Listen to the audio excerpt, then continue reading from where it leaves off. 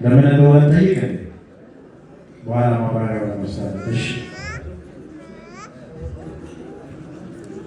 እናት እንመጣለን። ከዛ እዚህ ጫፍ ጓደኞች ይኖራሉ። እመቤት እሺ ከእናት ከሙሽራው እናት እመቤት ተብለሽ ተሰይመሻል። እስቲ እንግዲህ ማብራሪያውን በኋላ እንጠይቃለን። ጊዜ የጻፍን አንድ ቴብል ትቀረናለች። እዚህ ጋር ሰብሰብ ብሎ የሙሽራው ቅርብ ወዳጆች ቤተሰብ የሆኑ እዚህ ጋር ይገኛሉ። የተሰየሙ ከዚህ ላይ አቶ ብሩክ ናቸው። እስኪ አቶ ብሩክ የሰየሙትን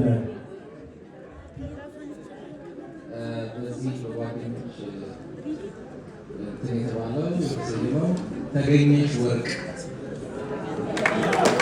ተገኘሽ ወርቅ እዚህ ተገኘሽ ተብሏል።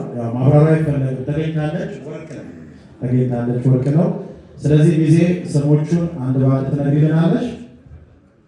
እሺ የመጀመሪያው ጊፍቲ ነው ከሙሽራው የቅርብ ቤተሰቦች፣ ሁለተኛ ከአክስትና ከአጎቶቹ ሃይማኖት፣ ሶስተኛው ከእናቱ እመቤት፣ አራተኛ ደግሞ ከሙሽራው የቅርብ ወዳጆች። አመሰግናለን። እነዚህ ስሞች ተሰይመዋል። ስለዚህ ያው የታወቀ ነው። ወደ እናት እጠጋለሁ። ለማንኛውም እድሉን ብሰጥ ቅር አይላችሁ። ስለዚህ ይሄኛው ቴብል ለእናት አሳልፍ ትስማማላችሁ? እሺ በጭብጨባ እንግለጸው።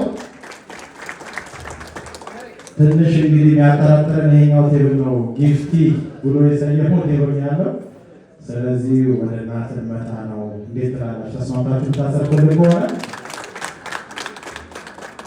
እናመሰግናለን።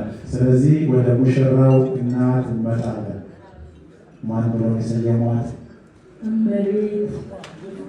አንዴ ሞቅ አድርገን እመቤት የሚለው ስም ቤታችን እመቤት ገብታለች ብሎ እናትየው ሰይሟት። እናመሰግናለን። ሙሽራና ሙሽሪት ተነሱና የዳቧን ስም ዳቦ በመቅረስ እናሳርገዋለን ማለት ነው። ለነሳ ሙሽራና ሙሽሪት እልል እያልን እንግዲህ ሚዜዎች አለ ብድግ እንላለን።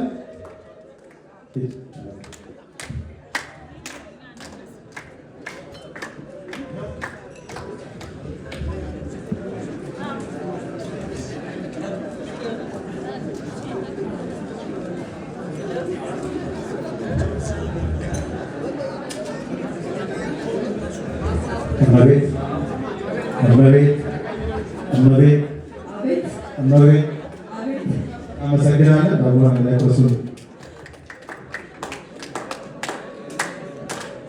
እለለለያ እንግዲህ የሙሽሪት ዳቦስም እመቤት ተብሏል። ወደ ቤታችን እመቤት ገብታለች፣ ንግስት ልዕልት ገብታለች እንደማለት ነው። አባዝሽ ካን ይነሱልን። አመሰግናለን። እዚቹ ጋር ባቡቁ መሰለኝ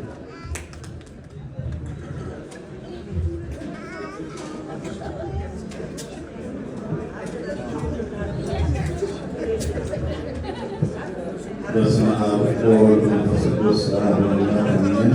አምላካችን ፈጣሪያችን መድኃኒታችን ኢየሱስ ክርስቶስ የልጆቻችን ጋብቻቸውን ይባርክልን።